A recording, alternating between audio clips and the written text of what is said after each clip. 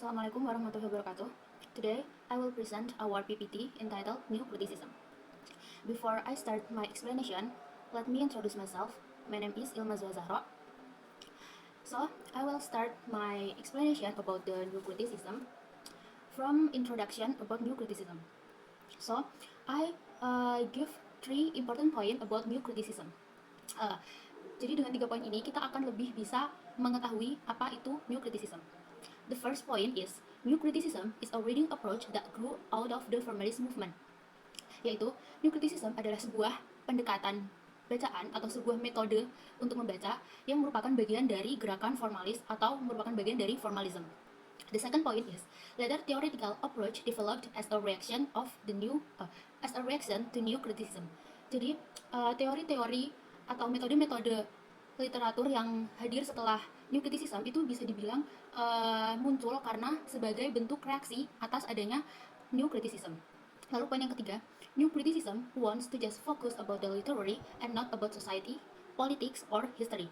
Ini artinya, jadi new criticism itu ingin hanya kita sebagai pembaca hanya fokus pada literatur itu sendiri dan bukan pada society, politik, atau pada sejarah. Itulah kenapa banyak metode-metode atau teori literatur yang hadir setelah new criticism yang menjadi reaksi karena new criticism hanya ingin fokus pada literatur itu sendiri dan melepaskan diri dari hal-hal eksternal di luar literatur. After we knew about the introduction of new criticism, I want to move to definition and goal about new criticism. So, new criticism is a branch of formalism that emphasizes analyzing only the content of the text itself.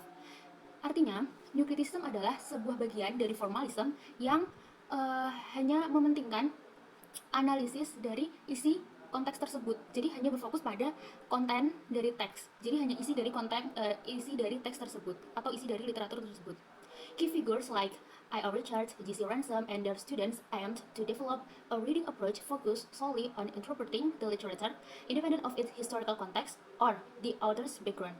Artinya, tokoh-tokoh utama dari new criticism seperti I.O. Richards, J.C. Ransom, atau murid-muridnya J.C. Ransom, itu mereka bertujuan untuk membentuk sebuah reading approach yang benar-benar fokus hanya pada literatur itu sendiri, yaitu hanya jadi kalau kita menginterpretasikan sebuah karya itu benar-benar hanya terfokus pada literatur itu sendiri dan independent of its historical context or the author's background. Jadi benar-benar terbebas dari konteks-konteks sejarah pada masa itu atau bahkan terbebas dari latar belakang dari pencipta atau author dari literatur tersebut.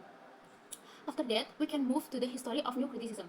So, new criticism it start in the 20th century when I.O. Richards. So, I.O. Richards is an English educator, literary critic, poet, and also a professor in Uni of Cambridge. Jadi, I.O. Richards ini adalah orang yang tinggal di Inggris. Jadi, bisa kita mulai new criticism itu historinya dari Inggris. I.O. Richards gave his students small pieces of poetry from which he had removed external detail. He instructed them to undertake critical analysis. However, the responses tended to be vague, personalized, and impressionistic, with little attention to the literary text itself. In other words, they failed to apply the close reading method. Therefore, Richards concluded that what his student produced was not literary criticism, but a social movement. Because of this, Richards felt there needed to be ground rules to keep literature from getting out of context. Jadi, pada abad 20, I.O. Richards memberikan mahasiswanya sebagian kecil dari puisi. Maybe around from 18 to 32, jadi antara 18 sampai 32 baris. Dan I.O. Richards ini sudah remove external details dari puisi tersebut, termasuk bahkan penyairnya. Lalu, Richard menginstruksikan mahasiswanya untuk melakukan critical analysis, yang mana mahasiswanya ini tidak dapat melakukan close reading atau berfokus pada literaturnya saja, tapi malah mereka merespon seperti terlalu personalized dan impressionistic. Dan di sini Richard mengambil kesimpulan bahwa yang mahasiswanya lakukan ini bukan sebuah literary criticism, tapi hanya sebuah social movement. Karena inilah Richard merasa kalau dibutuhkan ada aturan-aturan agar dapat menjaga literatur tetap pada literatur dan tidak keluar dari konteks. Lalu pada belahan dunia yang lain atau in USA, there are John Crow Ransom and some of his students. So John Crow Ransom is the author of the book entitled The New Criticism, and his student named Alan Tate, R.P. Warren, and Clint Brooks is also popularized new criticism in USA. Jadi mereka-mereka ini adalah tokoh-tokoh yang mempopulerkan new criticism di Amerika. They found similar gaps in the field of literary criticism and decided to clearly define the role of literary critic. They wanted to develop modes of reading which focused to the language of the text. New criticism was an attempt to validate English literary criticism as a discipline governed by rules and system and not by personal whims. Jadi, J.C. Ransom and murid-muridnya ini juga sama seperti Richard, mereka ingin membentuk sebuah metodologi atau ingin membentuk sebuah literary kritik yang mana hanya berfokus pada bahasa atau literatur yang digunakan bahasa yang digunakan pada literatur tersebut. Jadi new criticism ini merupakan sebuah usaha untuk menilai karya sastra hanya berdasarkan literatur itu sendiri dan tidak berdasarkan personal whims-nya atau keinginan personalnya pembaca. Lalu, before new criticism was developed as methodology, the dominant approach of reading literature was a biographical or historicist approach. According to this approach, analyzing literary texts involved the historical background and author's life. This manner of analyzing gave almost no importance to the language of literary text and ended up being the study of the context. Jadi sebelum new criticism itu ada sebagai metodologi, pendekatan yang biasanya dilakukan untuk menilai literatur adalah melalui biografi autor atau melalui pendekatan sejarah atau konteks sejarah pada masa itu. Dan berdasarkan pendekatan ini, analyzing literary text atau analisis dari teks itu hanya involve the historical background and author's life. Jadi hanya berfokus pada sejarah dan pada kehidupan autornya. Ini malah dianggap tidak memberikan kepentingan atau tidak menganggap penting dari teks itu sendiri. Jadi pada akhirnya kita tidak mempelajari teksnya atau literaturnya, tapi kita hanya mempelajari konteksnya saja. Nah, sebenarnya apa sih yang dipelajari dari apa sih yang dianggap penting oleh new criticism? Jadi what new criticism emphasizes? The new criticism argued that the literary text is an autonomous being. It is an entity that stands on its own and has internal properties that are sufficient to be interpreted and critically analyzed. The literary language is different from everyday language and has potential to reveal much more than what is visible on the page. Jadi new criticism itu berpendapat bahwa literatur atau teks yang digunakan pada literatur itu adalah sebuah autonomous being. Jadi dia bisa berdiri sendiri tanpa kita harus melihat sejarah pada saat itu atau siapa yang menulis. Jadi kita bisa melihat atau menilai literatur itu hanya dari teksnya saja. The literary language is different from everyday language. Jadi justru kenapa kita bisa mengidentifikasi karya hanya dari bahasanya saja? Justru karena bahasa yang digunakan dalam literatur itu berbeda dengan bahasa yang kita gunakan sehari-hari. Dan bahasa yang digunakan pada literatur itu lebih memiliki potensi untuk kita gali lebih dalam apa sebenarnya maknanya dibanding jika hanya kita baca biasa. And according by I.O. Richard, language is divided into two. First, referential language, or we known as practical language, is language that we use in everyday life and used to record historical and scientific facts. Jadi menurut I.O. Richards, bahasa itu dibagi menjadi dua. Yang pertama yaitu referential language atau bahasa yang kita gunakan sehari-hari. Bahasa yang kita gunakan sehari-hari ini atau referential language ini juga merupakan bahasa yang digunakan untuk menulis sejarah, merekam sejarah, juga digunakan untuk menulis fakta-fakta ilmiah. Dan referential language ini dapat kita artikan secara harfiah. Jadi ketika misalnya referential language itu kan bahasa yang kita gunakan sehari-hari. Misalnya dosen memberi tugas kalau buat PPT 10 slide. Maka ya kita mengartikannya hanya membuat PPT 10 slide. Tidak perlu kita pikir kayak apa sih makna yang terkandung dari membuat PPT 10 slide. Tidak perlu, karena ini namanya referential language. Jadi memang seharfiah itu. Sedangkan yang kedua, the second language divided from I.O. Richard is emotive language. Emotive language is a literary language that purposes to evoke the emotional and intellectual faculties of the reader. Nah, yang kedua ini adalah emotive language atau bahasa yang biasanya digunakan pada literatur. Bahasa yang biasa digunakan pada literatur itu bertujuan untuk membangun emosional atau tingkat intelektual dari pembaca, dan ini jelas berbeda dengan bahasa yang kita gunakan sehari-hari. Misalnya nih, we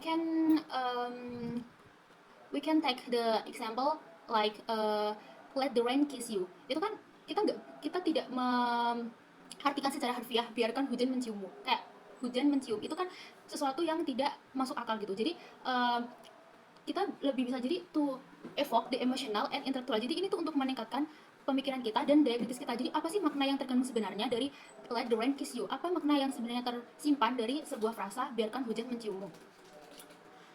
And after we knew about the introduction, about the goal and history about new criticism, we can move to formalism and new criticism as a variety of formalism.